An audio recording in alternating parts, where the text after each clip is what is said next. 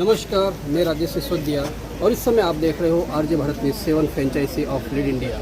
पूर्व धारासभ्य पूर्व संसद सभ्य प्रभाबेन जिला कांग्रेस समितिना प्रमुख श्री हर्षदभाई બધા વતી તમને આવેદન પત્ર આપ્યા છે કે જે આરએસએસ ના હોદ્દેદાર કહેવાય, આચાર્ય કહેવાય અને આટલી મોટે પોસ્ટ ઉપર હોવા છતાં 6 વર્ષની દીકરી એટલે શિક્ષણ મંત્રી એના પ્રભારી મંત્રી છે, અહીંયાથી આવી રીતના પંચાયત મંત્રી પણ દાહોદથી બિલોંગ કરે છે।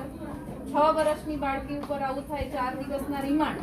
કાલે એસપીને આવેદનપત્ર દાહોદ જિલ્લા કોંગ્રેસ સમિતિ દ્વારા આપવામાં આવ્યું, પણ આમાં ફાંસીથી નીચે સજા સાહેબ તમારા માધ્યમથી ઉપર સંદેશ આવું થયું, આચાર્ય દ્વારા આવું થયું, શિક્ષક મળવાનો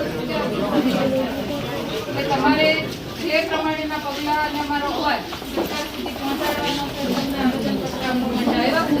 જિલ્લા કોંગ્રેસ સમિતિ, મહિલા કોંગ્રેસ સમિતિ ગુજરાતના પ્રદેશના પ્રમુખ તરીકે હું અમારા પૂર્વ ધારાસભ્ય પૂર્વ સંસદ સભ્ય પ્રભાબેન જિલ્લા કોંગ્રેસ સમિતિના પ્રમુખ શ્રી હર્ષદભાઈ બધા વતી તમને આવેદનપત્ર આપ્યા છે કે જે આરએસએસના હોદ્દેદાર કહેવાય, આચાર્ય કહેવાય અને આટલી મોટે પોસ્ટ ઉપર હોવા છતાં 6 વર્ષની દીકરી એટલે ખૂબ ગંભીર। એક ગુરુ તરીકે મા બાપ પોતાના પછી બીજો જો ભરોસો મૂકતા હોય તો શિક્ષક પર અને એક ગુરુ તરીકે એટલે શિક્ષક જગતને એને કલંકિત કર્યું છે અને એ દબાણ સાહેબ એટલું હશે તો જ એના ક્લાસ ટીચર નથી આવ્યા। મારે આજે શબ્દ કીધો, એની ક્લાસ ટીચર પણ અમને મળવા નથી આવ્યા। 1 થી 8 ની સ્કૂલ છે સર, ઓછામાં ઓછા 7-8 શિક્ષકો પ્રિન્સિપાલ ઉપરાંત હશે, તો એ શિક્ષકોમાંથી એક બી શિક્ષક બી નથી આવ્યા। તમે ત્યાં માહોલ કેવી રીતે બનાવશો? ગઈકાલે બેનો સ્ટેટમેન્ટ આપ્યું છે, સૂકા રોટલા ખવડાવશો પણ નિહાળે નહીં મોકલી।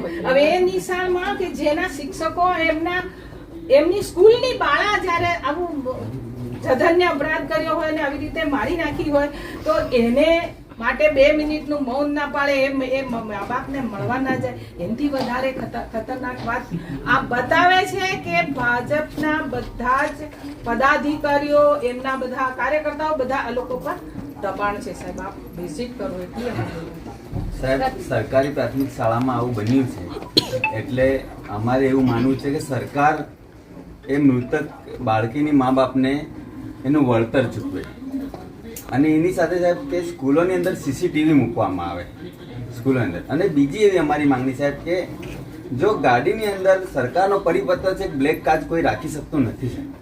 આ વ્યક્તિની ગાડીની અંદર બ્લેક કાચ ના હોત તો આ બાળકીની જાન નહીં જાય।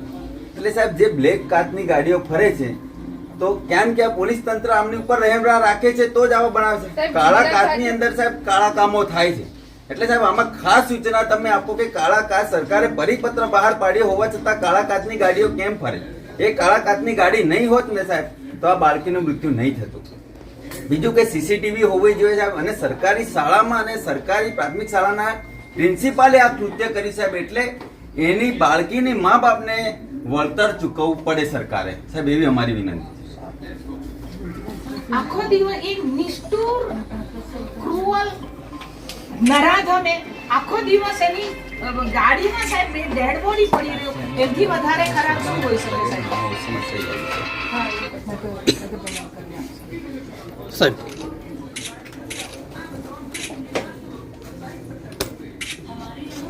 સર ખરેખર સરકારી તંત્ર દ્વારા એક તો મુલાકાત લેવાવી જરૂરી છે। શિક્ષકોને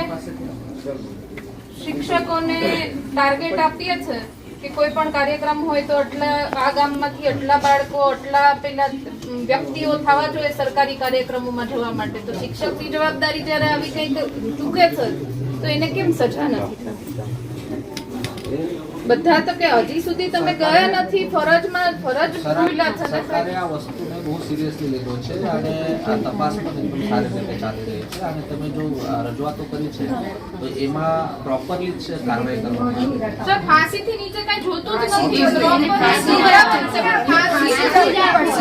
હિંમત ખુલવા દેવાની તો સાહેબ પોલીસ તરફથી સાહેબ એને જામીન ના મળવા જોઈએ અને જામીન ના મળવા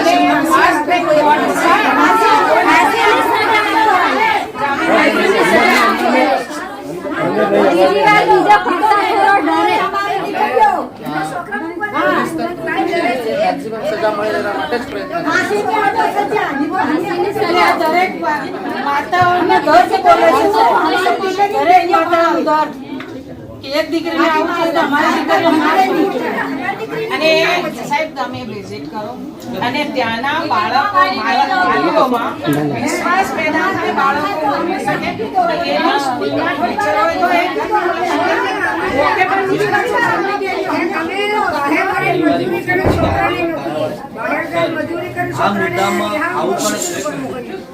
આ મુદ્દામાં સર એવું છે કે ઘણીવાર જ્યારે અગાઉ પણ એ સિંગવડનો બનાવ તમે પણ જાણો છો, આખું તંત્ર જાણે છે, બનેલો છે. તે વખતે બિલ્કિસ બાનુવાળા કેસની વાત કરીએ તો તે વખતે આજીવન કારાવાસની સજા તે આરોપીઓને આપી હતી. જે તે સમયમાં જ્યારે આખો ગુજરાતમાં મુદ્દો સળગ્યો, હવે એ લોકોને વચ્ચે પછી જે બી મળતિયા હોય એમને માફી પત્ની જે પેલી અરજી મૂકવામાં આવે કોર્ટમાં કે દયા અરજી એમ કરી અને આ લોકો એમને છોડ્યા. ફરી પાછા મૃતકના પરિવારે સુપ્રીમ કોર્ટમાં જ્યારે અપીલ કરી અને તારે સુપ્રીમ કોર્ટે એમને ફરી એરેસ્ટ કર્યા. એટલે આવું ના બને કે આજીવન કારાવાસની સજા ના થાય, ફાંસીની સજા જોઈએ. મારો કહેવાનો મીનિંગ એ છે સર કે આજીવન કારાવાસની સજા કરી અને પછી એમને છોડ દે, આવું એને ફાંસી જ થવી જોઈએ.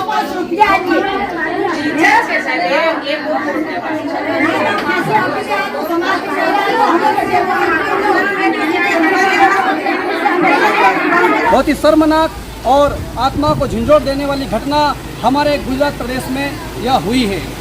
देखते रहिए आरजे भारत न्यूज़ 7। मैं आपका मित्र राजेश सिसोदिया फिलहाल मैं आपसे विदा लेता हूँ। जय हिंद, जय भारत, नमस्कार।